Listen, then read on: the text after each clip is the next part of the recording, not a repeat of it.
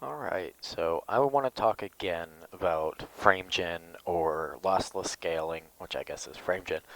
Um, because I think I've made it, or I've said this in videos, but I want to say it now that I've got a little bit more people watching. I'm on a 3060 Ti and a 5600 CPU, so like it's a great setup, I'm not gonna lie, but to play in 4K at 60 frames a second, that's not what those two GPU and CPU in combination should achieve. But my trick is using lossless scaling.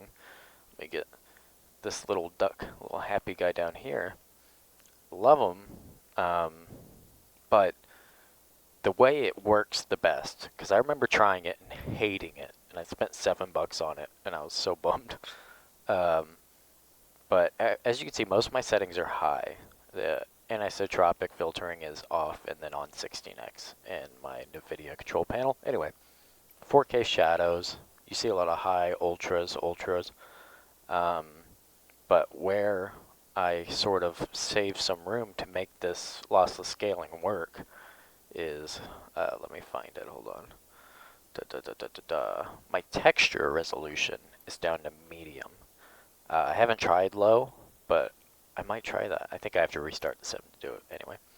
I've got high clouds, low texture resolution, and I've got something else that's kind of lower.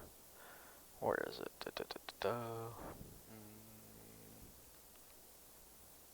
Actually, I don't know where it is. Anyway, but the texture resolution being at medium instead of high or ultra, which I used to rock, 1440 ultra, I think, on the texture resolution, that eats away at your GPU's overhead. So when you use FrameGen, you use lossless scaling, it takes like a good 25-30% bite out of your GPU because it's taxing. But and that's just a rough estimate. It could be more, it could be less. When you take down this texture resolution, um, it leaves so much overhead on your GPU, which allows the FrameGen mod, which allows the lossless scaling to work with some room to wiggle. And that's when you get 60 frames per second consistent on 99% of occasions, depending on traffic and airports and what plane you're in, etc. But that's how I've been able to play in 4K. And I've even, when I'm flying GA, I'll go to 4096 by 2160. Um, and obviously in combination with DLSS. And I bounce between balanced and performance. And I found it doesn't bother me. You notice little things that shift and move, because that's just the nature of DLSS. But um, it doesn't bother me, and it allows me to bump up my native resolution, whatever you want to call it, and that makes up for having the texture resolution low and down. It's a much prettier overall look than what I've ever done before. So that's a little brief overview of kind of my thoughts on FrameGen and Microsoft Flight Sim. Alright, so this is a couple days later from my video. I just wanted to add on to what I was saying, and I'm going to go through some pictures I've taken just to keep you occupied. Look how pretty that is.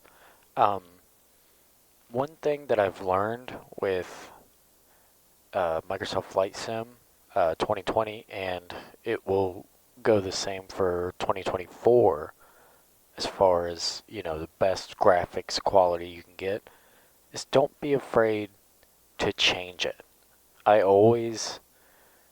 It's going to be so hard to find something you're completely satisfied with on every single plane. Like we look at the longitude here, I can do a lot more with my settings. As you can see, it looks great.